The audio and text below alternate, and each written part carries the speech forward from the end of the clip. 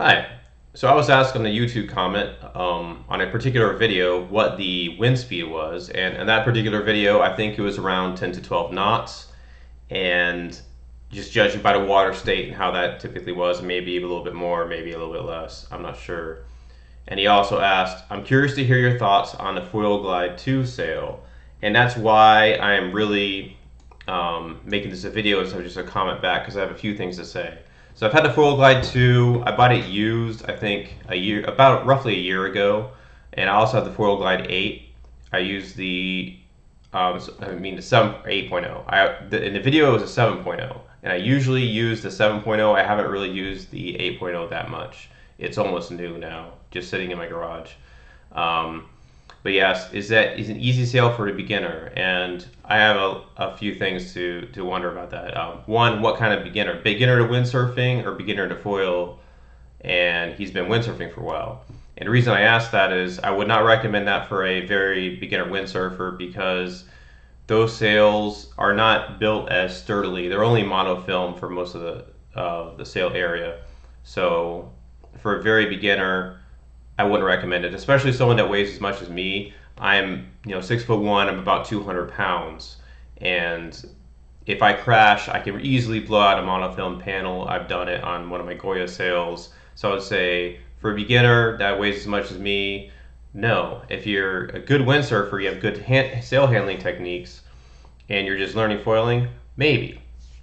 I would probably get to go foiling with your existing sails, and then once you get over to newbie crashes and things like that, it's a great sail. In fact, I really like that sail. Um, the sail for me has a range somewhere around 8 to 20 knots. It may need me a little bit more than 8 knots to get flying, and that's with what I am mainly using for free ride now, which is the Phantasm 926.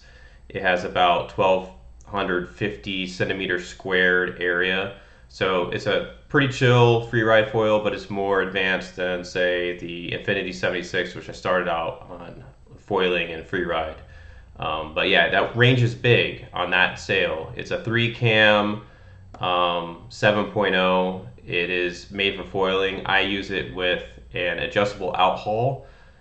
And when you get to the high end of the wind range, you want to move the clew position from the upper hole to the lower hole. That really changes it. I've actually experimented with that recently because I didn't feel like changing sails, so I just dropped the clew hole attachment down and tightened the out haul with the adjustable out haul, and it made it pretty tame up to somewhere around close to 20 knots, maybe a little bit less.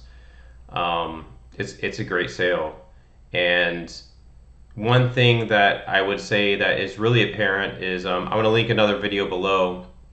If you look at this video, it started out as I don't show the beginning of it in the video because of my camera and it wasn't working that well and it's hard to capture some things sometimes. But I saw someone I didn't recognize wind foiling way upwind.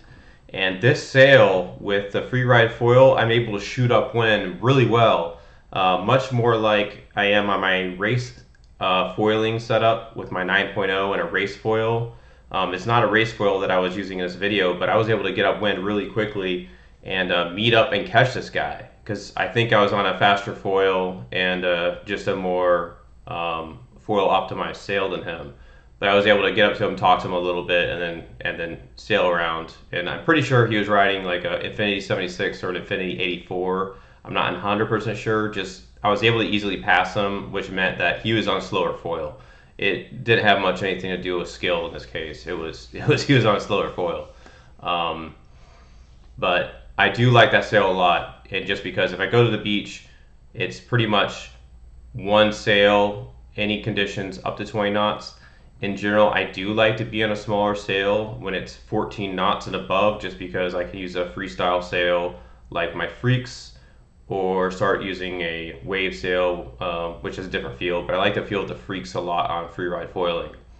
And I do have these other things to say. It's it's very different sometimes to jibe this sail compared to the smaller free ride sails.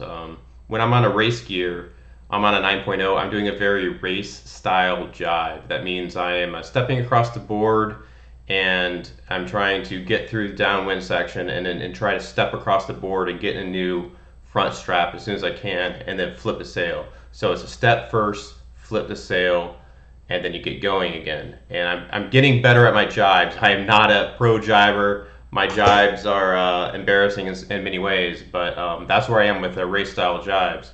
And this sail, and especially in lighter to moderate winds, really wants to, just the way it feels to me. I want to do more of a race style jibe or a step jibe where you step first, then flip the sail. However, when I'm starting to use the smaller sails, when it's windier, like my freaks, I'll start with my 6.3 freak down to my 5.6 freak, maybe my 5.0 blade or my 4.4 freak. All of those, it tends to be when I'm jibing those, my technique starts to change just because of the apparent wind. So my jibing technique is totally different, or maybe mostly different. But I will end up doing a flip first and then change my footwork because it just feels easier when you turn downwind. You let the sail do its thing. You get it on your new tack, and then you move your feet. So I changed my jibing technique based off of if it's a light wind, big sail versus a high wind, small sail. And that's what I've noticed about that. But I really like the sail a lot. For beginners, I mean, for foiling, if you've got existing sails, I would use those until you get over your crashes. It's a 3-cam sail, so if you've never used a cam sail before, it's a really easy cam sail to rig. It's just not as durable as a free ride sail, and you need to rig it right. It does lend itself to more of an adjustable outhaul, especially if you want to extend that range. If you want to use that sail for everything it's got, you want adjustable outhaul at least, and you want to play with that clue hole. Adjustable downhaul would probably help, but I haven't played with that. I know it can make a big difference, but you'll definitely want to play around with adjustable outhaul if you can. But yeah, that's my thoughts. I really like the sail. I hope it lasts pretty long. I know my Olympic race sail, my 9.0, my first one lasted 100 something sessions of me crashing into it, having some bad incidents with shore break and some tears in it. Eventually just gave up, and I've been using it for spare battens. And then I bought my second Hyperglide Olympic 9.0 used because I knew I was just going to tear it up. But this is not the same sail. It's a little bit sturdier than that, but I mean, it's still monofilm. It's not X-ply. It's not going to take abusive crashing, and I think it'll last longer if you don't crash on it, and in lighter stuff just because it's not as hard on the sail. But yeah, that's my thoughts. Really like the sail, and hope you're out there having a good time.